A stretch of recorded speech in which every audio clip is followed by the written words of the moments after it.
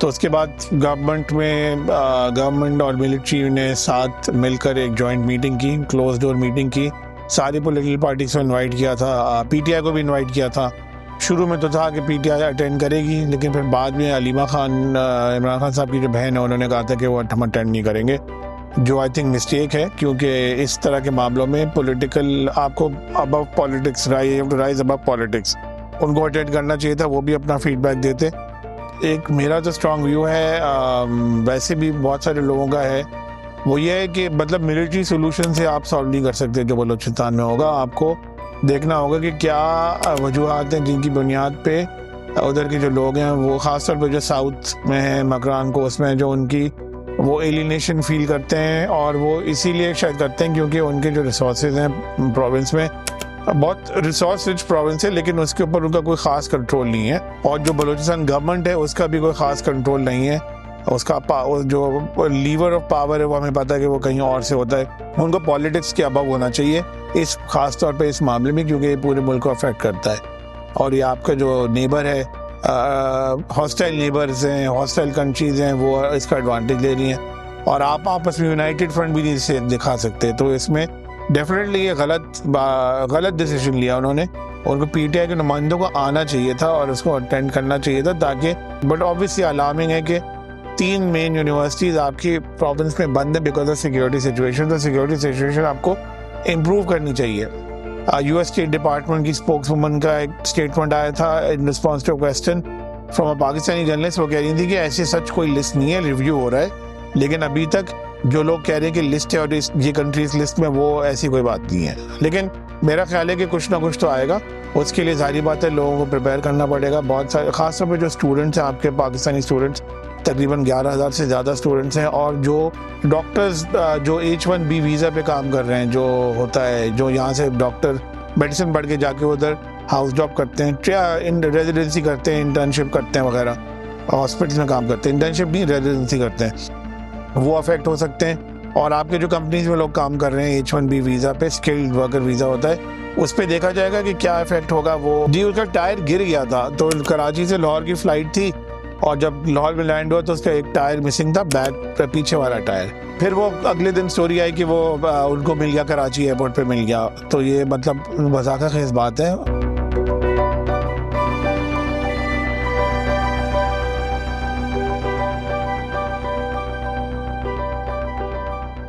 अस्सलाम वालेकुम जी, मैं तैयब जजी और दी उमर कुरैशी व्यू के एक और पॉडकास्ट के साथ आज हम मौजूद हैं। तो सबसे पहले तो मुझे बताएं, अभी बलूचिस्तान का जो दहशतगर्दी का वाक़या था, उसके बाद ऑल पार्टीज़ मीटिंग हुई जिसमें आर्मी चीफ भी आए, उसके हवाले से बताएं कि उसमें क्या डिस्कशन हुई। जी बिल्कुल, ये जो बहुत ही सीरियस संगीन जो हुआ था, पूरी ट्रेन हाईजैक करके फिर काफ़ी लोगों की डेथ भी हुई थी, सिक्योरिटी फोर्सेस के लोगों की भी।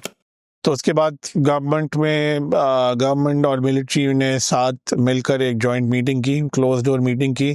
सारी पॉलिटिकल पार्टीज को इनवाइट किया था, पीटीआई को भी इनवाइट किया था।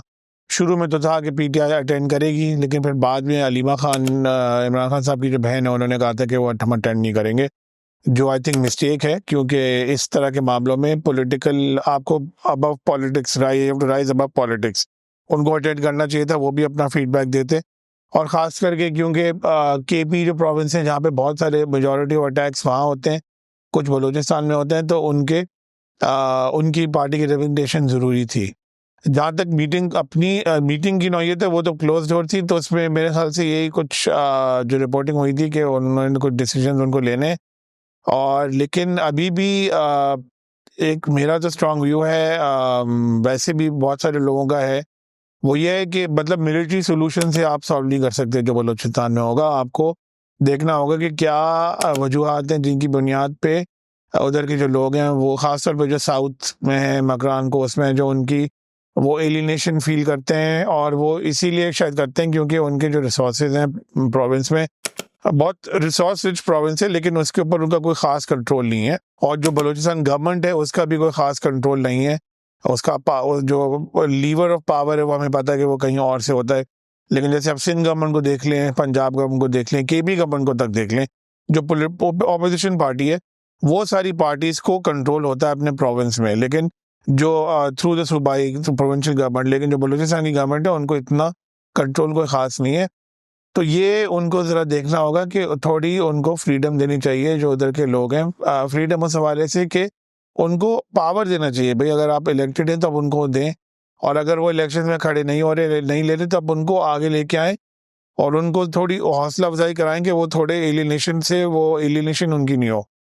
और जैसे कि है कि सुई गैस जो है, सुई गैस बलूचिस्तान में हो, मतलब मेजॉरिटी वहाँ से आती है, लेकिन सुई बलूचिस्तान में खुद ही गैस की किल्लत है। और भी बहुत चीज़ें हैं कि वो ग्वादर में या कहीं और इन्वेस्टमेंट होती है, तो लोकल्स को हायर करना चाहिए ज़्यादा से ज़्यादा।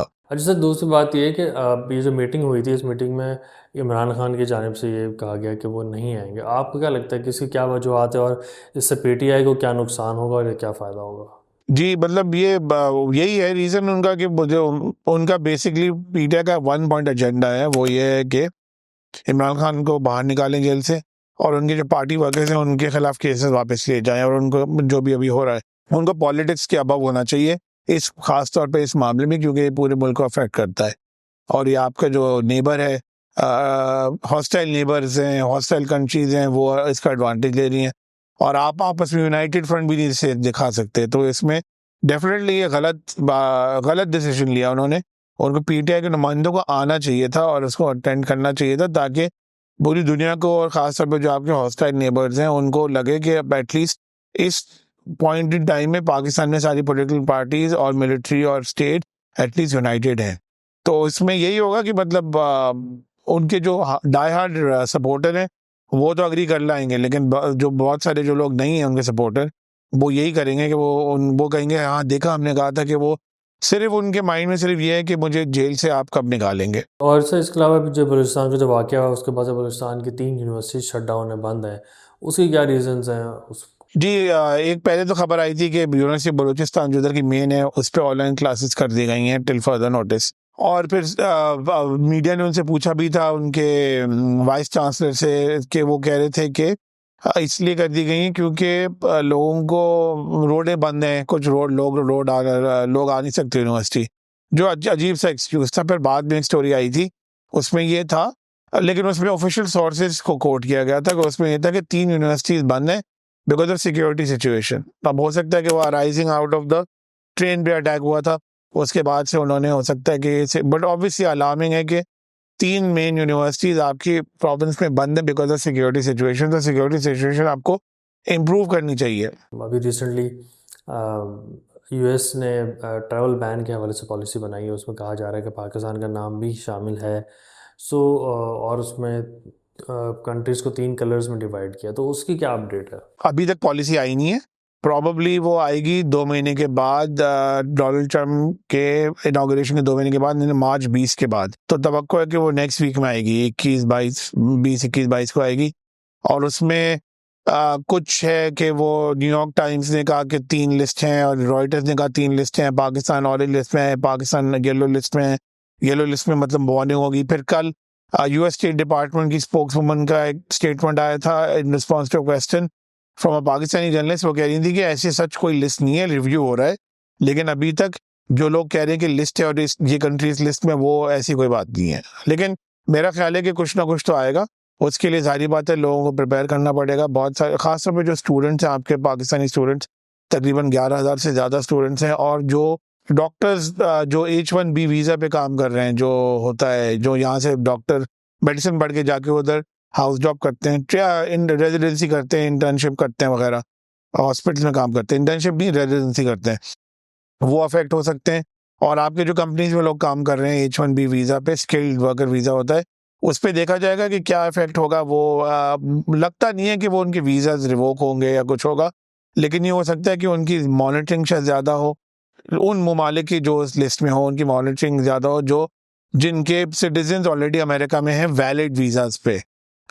उसमें जारी बात है, मैंने कहा कि पाकिस्तानीज भी काफ़ी हैं, लेकिन डिपेंड करता है कि पाकिस्तान कौन सी कैटेगरी में आएगा, वो देखना चाहेगा। बहरहाल बहुत सारी आपकी यूनिवर्सिटीज़ जो अमेरिका में, जो टॉप यूनिवर्सिटीज़ हैं, हमने देखा है कि उनमें काफ़ी कुछ हो रहा है, कुछ लोगों को अरेस्ट किया गया है, यूएस गवर्नमेंट ने कुछ को डिपोर्ट भी कर दिया है। अभी एक ब्राउन यूनिवर्सिटी, बहुत फेमस यूनिवर्सिटी है, उधर प्रोफेसर हैं और डॉक्टर हैं, मेडिकल डॉक्टर, लेबनान से आई थी, उनको वापस भेज दिया, ऑल्दो उनके पास वीज़ा भी था, वैलिड वीज़ा भी था, क्योंकि उनके फ़ोन पे कुछ इमेजेस थे जो यूएस इमिग्रेशन ने कहा कि वो सही नहीं थे, वो लग रहा था कि वो सिंपथाइजर हैं हमास की, तो उनको वापस भेज दिया। और बहुत सारी जो आपकी यूनिवर्सिटीज़ हैं वो सारे इंटरनेशनल स्टूडेंट्स को उन्होंने कहा है कि अभी आप वो मुल्क से बाहर नहीं जाएं, अगर आप इमरजेंसी में जाना है वो अलग बात है, लेकिन अभी आप अमेरिका में ही रहें, अभी आपको टिल डस्ट सेटल्स। तो अभी ऑनगोइंग है, प्रोसेस ऑनगोइंग है, अभी आया नहीं है, लेकिन अपडेट यही है कि बहुत सारे लोग, खासतौर पर पाकिस्तानी स्टूडेंट्स, अगर आप सोशल मीडिया पे देखें, फेसबुक पे देखें, बहुत सारे ग्रुप्स हैं, बहुत वरीड हैं, जो लोग समर में जाना चाह रहे हैं अमेरिका में विजिट करने टूरिस्ट वीज़ा पे, वो भी वेट एंड वॉच कर रहे हैं कि क्या हम करें। तो बहुत लोग अभी वेट कर रहे हैं क्या डिसीजन होगा। अच्छा सर, पीआईए की बात करते हैं। पीआईए का तो ओवरऑल हम देखते हैं डिक्लाइन ही है, सूरत हाल तो बेहतर हो ही नहीं रही। अभी रिसेंटली गुज़िश्ता दिनों में पीआईए का एक जो है वो प्लेन लाहौर एयरपोर्ट पे उतरा और वो एक टायर उसका ब्रस्ट हो गया था, वो शायद कराची में रह गया टायर। तो वो स्टोरी क्या था, उसको बताएं। जी, उसका टायर गिर गया था, तो कराची से लाहौर की फ्लाइट थी, और जब लाहौर में लैंड हुआ तो उसका एक टायर मिसिंग था, बैक पीछे वाला टायर। फिर वो अगले दिन स्टोरी आई कि वो उनको मिल गया, कराची एयरपोर्ट पे मिल गया। तो ये मतलब मजाक खेज बात है। ऑल्दो लेटली पीआईए में थोड़ी पॉजिटिव न्यूज़ आई थी, क्योंकि उनका जो ईयू का जो बैन है वो लिफ्ट हो गया और उन्होंने फ्लाइट्स रिज्यूम भी कर दी हैं। यूरोप में, फ्रांस में भी उनकी जा रही हैं फ्लाइट्स। उनका प्लान है कि वो इटली में भी शायद जाएँ, नॉर्वे में भी जाएं, स्पेन में भी जाएं, जहाँ पे काफ़ी सारे पाकिस्तानीज हैं, और डेनमार्क में भी शायद जाएं। लेकिन जाहिर बात है, इस तरह का बहुत ही बुरा इंप्रेशन लगता है कि टायर गिर गया। अब इसका अच्छा तो इफेक्ट नहीं होगा बिल्कुल, अब लेकिन क्या कर सकते हैं, मतलब उनको अपने सेफ्टी प्रोसीजर्स इम्प्रूव करने चाहिए। वो गवर्नमेंट ही का इदारा है वो, लेकिन उसमें बहुत पोलिटिसाइजेशन होती है, तो मेरिट पे ज़्यादातर चीज़ें नहीं होती, तो वो अंडर द कारपेट हो जाता है। लेकिन इस तरह का बिल्कुल अच्छा नहीं है आईबीए के इमेज के लिए, या ना तो कंट्री के इमेज के लिए। लेकिन होपफुली उनको इसको एडजस्ट करना पड़ेगा by increasing there maintenance and security. Thank you sir. आज का हम पॉडकास्ट यहीं पे वाइंड अप करते हैं, और आप अगर चाहते हैं हम किसी मौजू पर बात करें तो कमेंट सेक्शन में हमें ज़रूर बताएं। हमारे यूट्यूब चैनल, हमारे फेसबुक और इंस्टा के पेजेस को फॉलो करते रहें और अपना फीडबैक देते रहें। Thank you.